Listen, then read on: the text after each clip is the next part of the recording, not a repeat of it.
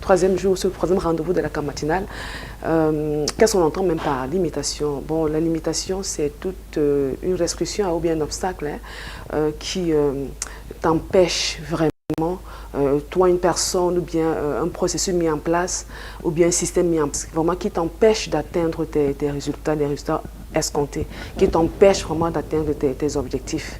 Donc, simplement définir, c'est ça la limitation, Christy. D'accord. Allez, ne pas se laisser limiter par les limitations. Oui. Ça veut dire quoi en quelque sorte? Exactement. Avant d'en parler, je voudrais nous citer quelques types de limitations. Nous pouvons avoir des limitations physiques, d'ordre physique. Tu peux être une personne à mobilité réduite, ça peut être un handicap. Personne à mobilité réduite due peut-être à un accident où tu as été amputé, d'un membre supérieur ou inférieur, du fait d'un accident ou bien d'une maladie. On peut aussi avoir des limitations d'ordre émotionnel. Quelqu'un qui n'arrive pas à gérer ses émotions et a pour conséquence vraiment, ça déteint non seulement sur sa vie, mais aussi sur ses relations avec les autres. On peut aussi avoir des limitations d'ordre financier. Dû peut-être à un revenu insuffisant, dû peut-être à de mauvais choix qui vous ont conduit dans un cycle infernal de dettes.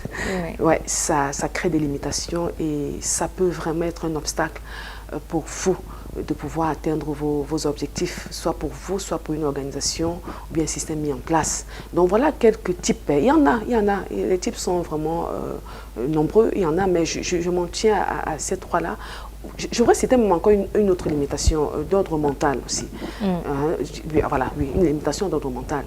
Alors, chers amis téléspectateurs, parce que tu te connais, chacun se connaît, comme disait Christy à l'entame de cette chronique, chacun connaît ses limitations. Exact. Chacun devrait connaître ses limitations. Mais alors, il ne faudrait pas en aucun cas que ces limitations puissent vous limiter dans la vie. Comme j'aime à le dire ici, nous sommes constitués esprit, âme et corps. Au-delà de tout, même si tu as pu identifier tes limitations, ne laisse aucunement ces limitations te limiter dans la vie. Parce que tu dois t'accomplir, parce que la vie est belle. Alors, comment donc s'y prendre? C'est vrai que ce n'est pas facile. Tu vas te dire, ok, hier je me vais sans problème, mais du fait de cet accident, du fait de ce chauffeur inconscient, j'ai perdu un membre. Surtout dans notre contexte au Cameroun, on a beaucoup de motos. Il y en a les accidents, on en compte au quotidien. Il y a même dans les hôpitaux, des personnes vraiment, des pavillons pour des accidentés de moto. Alors, tu peux donc être limité de ce fait-là, du fait de cet accident-là, et tu te dis vraiment, c'est fini pour moi. Hier, je pouvais vaquer à mes occupations sans problème. Je pouvais porter mon panier sur la tête pour vendre mes poissons secs. Je pouvais porter mes ballots d'habits pour les vendre. Mais aujourd'hui, c'est impossible du fait de cette amputation de ton membre inférieur ou de ton membre supérieur. Mais je vais te dire ce matin, bien que ce soit douloureux, il ne se fait pas tard. Donc, après t'avoir donné quelques conseils, je vais te citer deux exemples. Vraiment de personnes qui sont limitées physiquement, mais qui n'ont pas perdu de vue l'essentiel, qui ont su surmonter leurs difficultés, qui ont su surmonter ces limitations-là et pouvoir s'accomplir, avoir un impact grandeur nature dans la société. Alors, comme conseil, mon cher ami téléspectateur, je voudrais te dire ce matin, il va falloir te focaliser dans un premier temps sur tes forces. Bien que tu sois conscient qu'il y ait cette limitation, je veux m'appesantir dans cette limitation physique. Bien que tu sois conscient de cette limitation, je t'encourage ce matin.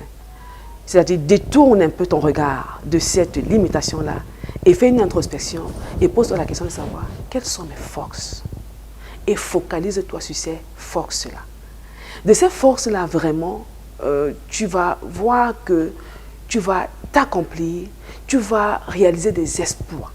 Donc, je t'encourage ce matin à te focaliser sur tes forces. Bien que tu sois conscient que tu as des limitations, mais détourne-toi de ces limitations-là et focalise-toi sur ces forces. Comment on te focaliser sur ces forces-là? Je voudrais prendre le cas de cette dame qui est à mobilité réduite. Hein. Elle ne peut pas se mouvoir comme toi et moi, c'est-à-dire que marcher normalement. Et elle a eu l'opportunité d'avoir, comment on appelle ça, Christy? Des chaises roulantes, une chaise roulante. Et elle se dit, mais qu'est-ce que je sais faire? Qu'est-ce que je peux m'apprendre même si je ne sais pas faire quelque chose? Elle a elle s'est attelée à monter des compétences ou bien à prendre une compétence au niveau du tricotage. Chrissy, je t'assure aujourd'hui, elle gagne sa vie, elle prend soin d'elle-même et des siens par du tricotage. Bien qu'elle soit dans une chaise roulante, mais elle n'a pas baissé les bras, elle s'est détournée de sa limitation physique. Elle s'est dit, ok, j'ai la grâce d'avoir des mains et je peux apprendre à tricoter. Et elle vit du tricotage aujourd'hui. Elle fait des bandeaux, elle fait beaucoup de choses. Et elle est épanouie, elle est équilibrée, bien qu'elle ne puisse pas courir comme vous et moi. Alors, autre chose, il faut pouvoir se fixer des objectifs réalistes. Pourquoi j'insiste sur réaliste? Tu ne peux pas te mouvoir comme les autres. Tu ne vas pas dire, ok, je vais pouvoir faire le saut à hauteur. Non, c'est irréaliste. Oui. Tu peux aimer peut-être le sport, mais tu ne pourras pas pratiquer le saut à hauteur, comme ceux qui peuvent se mouvoir de leurs membres supérieurs et inférieurs. Non, il faut pouvoir te fixer des objectifs réalistes, comme cette dame que je viens de citer, qui est certes à mobilité réduite, mais qui s'est fixé des objectifs réalistes et dit, ok, je vais utiliser mes mains.